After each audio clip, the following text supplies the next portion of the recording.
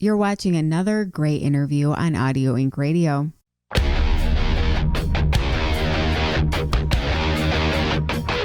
What's up, family? It's Sonny from P.O.D, and we're hanging out on Audio Inc. Radio with my girl, Anne Erickson. What is up? It's Anne Erickson with Audio Inc. Radio, and I'm so happy to be here once again with Sonny from P.O.D. How are you?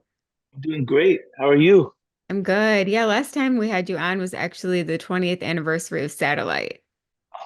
In a few years. Just a few years. We got into a Uh, big discussion about 9/11, and I mean, that record just mm, means so much to so many people. So it's great to see P.O.D. still out there making new music, and congrats on the new record. yeah, thank you so much. It's been a long time coming, so we're excited about new material and just touring again. Yeah, it's gonna be fun. Yeah, so tell me about this record. Just how did it come together? And was anything different from previous records, like how you guys went about the whole process? Most definitely. I mean, we've been doing this for, 32 years now, so we're old school. We're used to sitting in a room looking at each other, and making music. Um, but with technology today, it's completely different. Some bands don't even live in the same country and they can write records or just send riffs or whatever ideas. And then, you don't even need to play your own instruments these days. You can just make a record. Um, for us, we started writing during COVID, and our bass player Trey had just moved to Nashville right before all of that.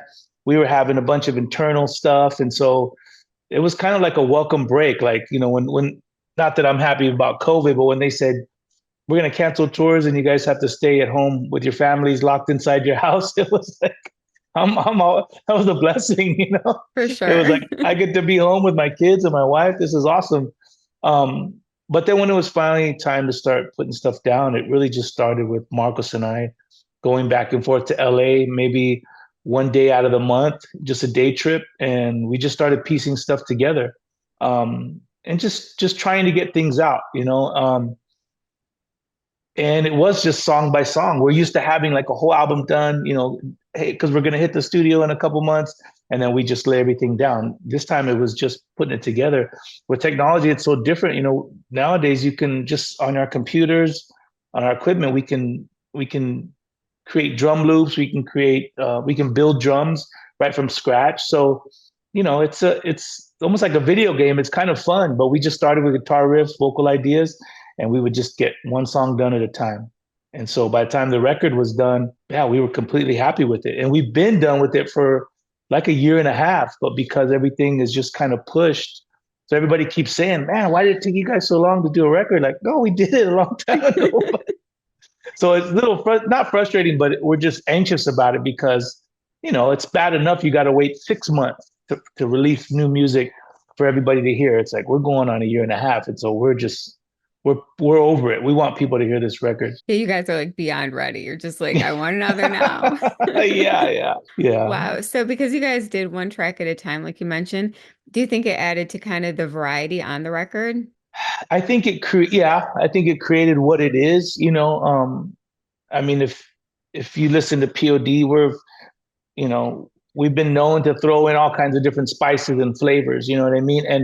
And I think on this record, it's still all in there, but I've been saying it this way. It's like this album is very meat and potatoes for you meat eaters and potato eaters, right? It's very hearty. It's kind of rock and roll all the way through. Whereas because we love so many music genres, we're always just messing around with stuff. And I think this is the record that we needed right now, because sometimes, our flavors might be too spicy, or they might be too um whatever, culturally, ethnically confusing. You know what I mean? Like some crazy herb from the middle of Africa or something. And people are like, I really don't like that spice or that flavor, but they just like their meat and potatoes. And so I think that's what this record is. But I think it's one of the best records we've ever done. Like I couldn't be more happy with it. Yeah, it's a great record. I've heard every Thank track. you. And of course, one big standout is having Randy from Lamb of God on one of Yeah. your tracks. So that's so random. Like, tell me how that came together. I mean, he's such a sweetheart. He's an amazing guy, and I'm surprised that we hadn't met him earlier, through all the radio shows and festivals and stuff. But for whatever reasons, we haven't met. And then in 2022, we all did the Shiprock cruise together, and I helped to get HR from Bad Brains on the cruise so that he can sing and do some guest appearances and stuff. And Randy's really close with Uncle H too, and so we kind of just chaperoned him, you know what I mean, make sure he was taken care of, punk rock royalty, and then that's when I really got to know Randy, and then we became friends, and I read his book. I was always paying attention to his story back in the day when everything was happening, but I really got to know him for who he is. And then when this song came about, it's not like we planned it. It was just like, what do you think if we were to throw in Randy's voice in there, And so it really just started with a text, me texting him and saying, "Hey, bro, we have a track. I don't know if you'll be interested or not, but what do you think?" And he's just like, "Send it to me." And so I sent it to him, and then he texted me back and said, "I'm in." We were like, "Yes." I love it. No, it's cool because Yeah. it's a different genre, you know. I love to see the kind of different Right. genres come together. Yeah. And then, because everybody thinks Randy from Lamb of God, and they think P.O.D, and they, whatever they, the stereotypes that are out there, which I like tripping people out. You know what I mean? And Hmm. so to have him on there, and it's not, the song is it's bouncy. It's just, to me, it's kind of got that old Beastie Boys kind of feel to it as well. But if anybody knows Randy, he's not just a metal guy. You know what I mean? Everybody kind of wants to put you in a category. He's a huge Bad Brains fan, probably one favorite band, just like me. He's walking around with like Bauhaus shirts and the Smiths. You know what I mean? And those are all bands that we're like, heck yeah. Yeah. So yeah, it just started with the ask, and he was amazing and awesome to do it. So yeah, big up to him. That's great. And another band that you guys have been doing a lot with and touring with is Ginger, which I thought was pretty cool. And Mm. then, of course, you have their vocalist on one of your tracks. So tell me about how you guys came to be buddies with Ginger. I mean, they're just a part of the POD family now. Alex is married to Tatiana, the singer of Ginger, and so he's been filling in drums for us for the past probably like 2 years now. And so we've all just been friends. And then when we did that song, it was the same thing. We knew we wanted a female vocal to just round out the we in the chorus, and the gang vocal. And so we gave her a call and said, "Hey, would you be interested?" And I mean, of course, she was like, she's the best, So she came to the studio. It was real simple. We didn't want to overdo her. We wanted to just put her in the gang chorus, and then she's got the little pre-chorus part where it's just real beautiful and melodic. And that was it. She's awesome. And we had Cove Reber from Scary Kids, Scaring Kids. He also sings for Sailsin and his new band Dead American. He's from San Diego, so that was our story there. Just another one of the new kids coming up from San Diego who's been doing amazing things, and he's a friend of ours, and so we asked him to do it, and same thing. He blessed the track too. Well, you guys are on your 11th record, which is so crazy. How do you I keep know. coming up with fresh ideas? We always write in the moment. I think that's just part of being a band, like part of the reason why we signed up to do this. It's not just playing the shows, you know what I mean, and going out and touring. It's like we love making music. And for me, if anything, it's still a challenge to do it. It's not like I think I got it all figured out, and I just know how to do it, and I go in. Like I go in all the time, like, oh my gosh, this is tough. It's tough to write a new record. Totally, yeah. That's why when it's said and done, you're so relieved. Like, okay, I probably don't have to make new music for like a little bit, but I get some time to enjoy this. And so, it's always a challenging process, but we've always been that band. Not every band can do that. I mean, there's still some of the biggest bands selling out, arenas that don't put out records. You know what I mean? And I don't know why that is. Maybe it's because no one gets paid off their records anymore. I don't know. Good But we point. do it Yeah, because it's, maybe. yeah. I don't know. Maybe it's like why do it until they pay me for it? But for us, it's just, I don't know. It's just part of the DNA of POD as a band, and we're gonna keep writing music. So you guys, of course, have a lot of faith. You know, a lot of people think of you guys as a band made of Mhm. Christians and that sort of thing. So what do you think it is about POD that you've been able to appeal to not just Christians, but also the mainstream? I mean, we've never wanted to be put in a box because of our faith, because that's not fair, you know. And we've earned it. But I think we still, even today, 32 years later, I still feel like I have a chip on my shoulder. I still feel like we're always trying to prove ourselves. And when we started, like in the underground and the hardcore scene, everybody was about something. We weren't categorized, or we weren't even made to feel looked down upon because of your belief. It's just that's what you did. You grabbed the mic and you screamed what you believe.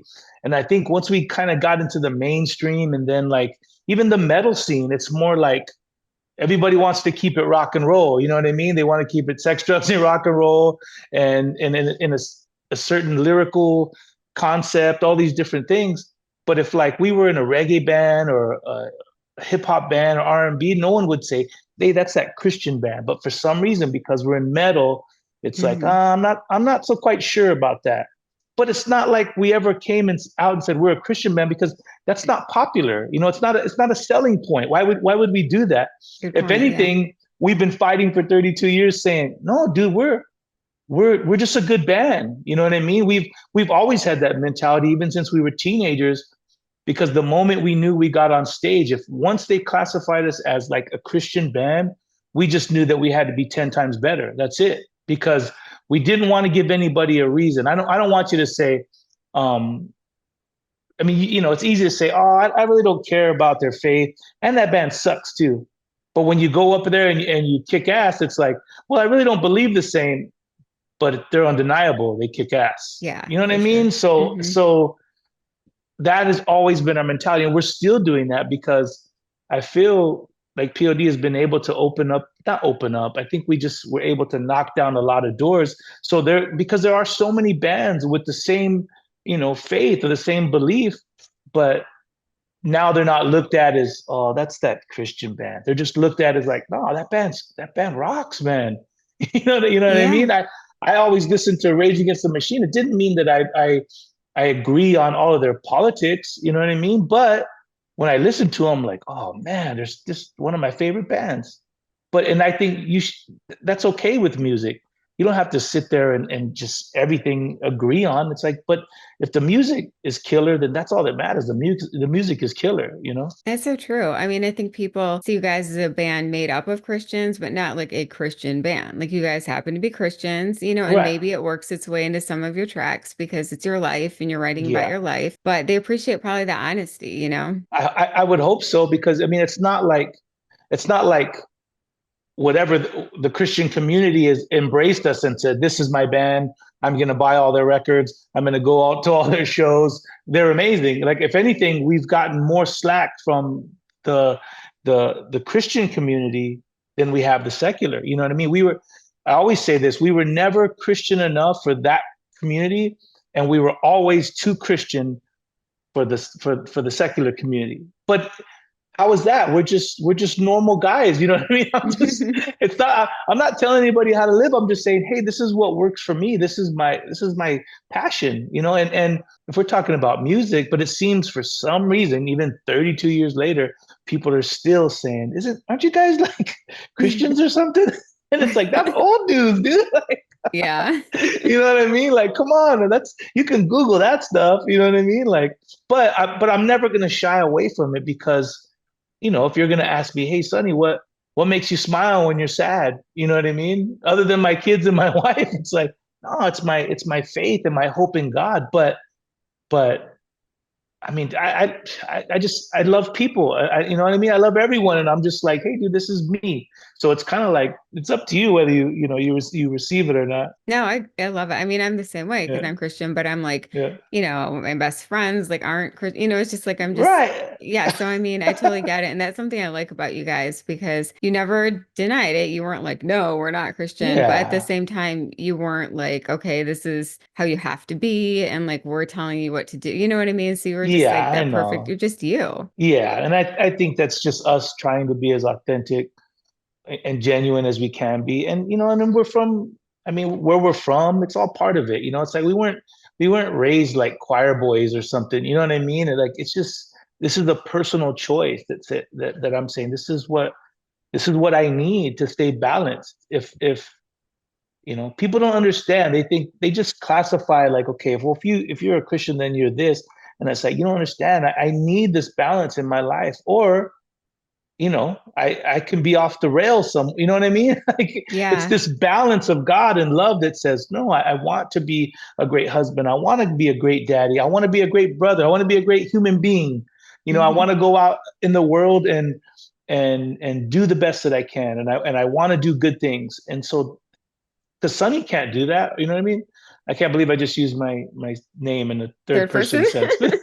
It's okay. I do that all the time. My friends make fun of me. They're like, you did it You again. know, yeah, that's so hilarious. But you know what I mean? I on my own strength, I can't do that. I'll be the kind of guy who walks out and just says, "Yeah, dude, everything around me sucks," and yeah, look at this world sucks. But I walk, even if it does, that day sucks, or even if the world sucks right now, I can still walk outside my house and be like, "Nah, dude, I'm here for a reason," and I have purpose.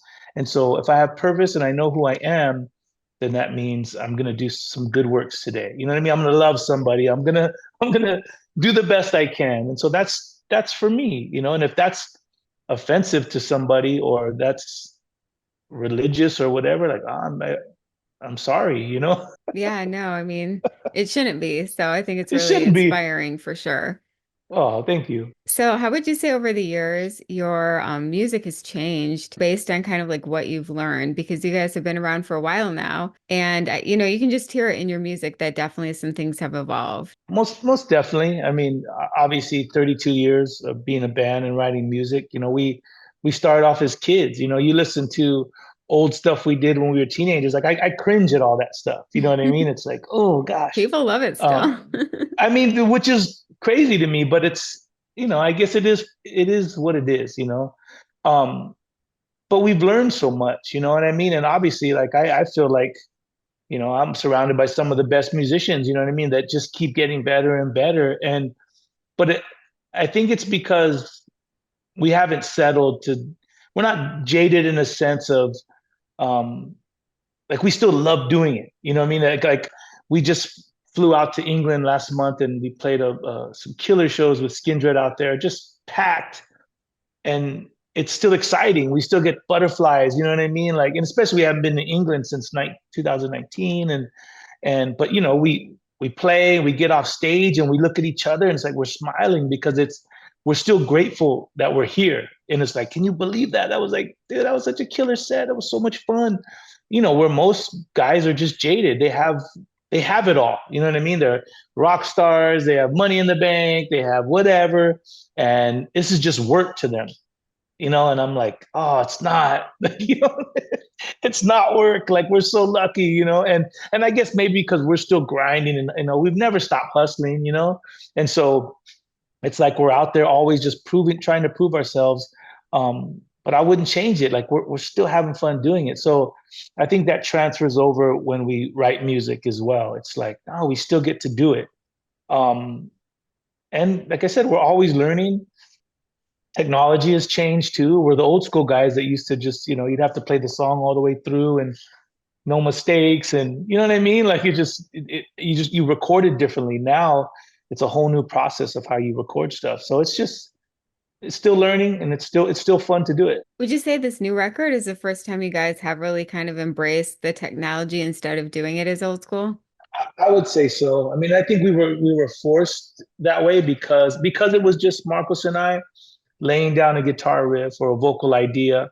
Um, we had to build the drums or add a loop, and just to keep the backbeat.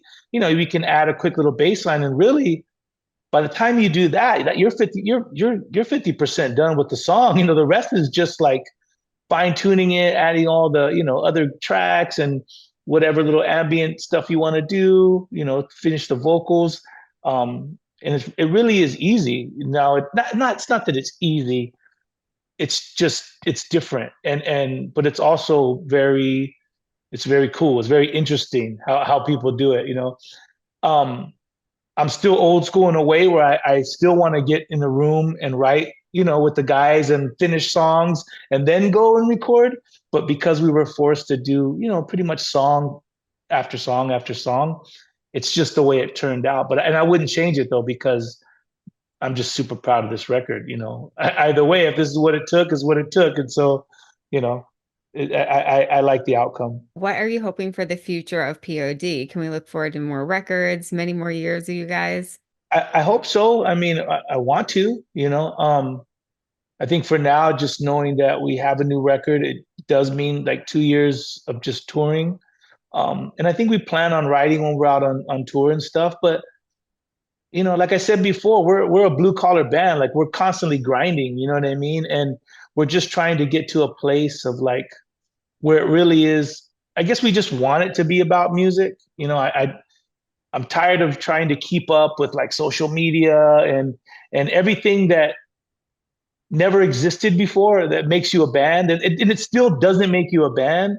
Like I think a lot of these new bands and stuff too, like they think about writing, live shows, and being authentic, and that's like last on their list. It's like if you're a band, that should be the first things on your list. Like, dude, I'm passionate about what I do. I want to write great songs. I want to perform the best that I can, and I want to be me, right? Now it's like, who do you want me to be? How many followers can I get? What Right. can I do to get more views and more likes? And you don't even care about, it's not even about the music anymore. And it's Yeah. not even about even performing it or the future of writing. It's just like, how do I get in front of you? And that's not really, there's no mystery in that. You know what I mean? Like back in the day, I think all these rock bands and stuff, they were selling out arenas, and you know what I mean? They were people were buying their records because there was mystery to it. All that they knew about them was they had to figure out by listening to their music. It wasn't all the visuals. It wasn't, all their TikTok skits that they're doing.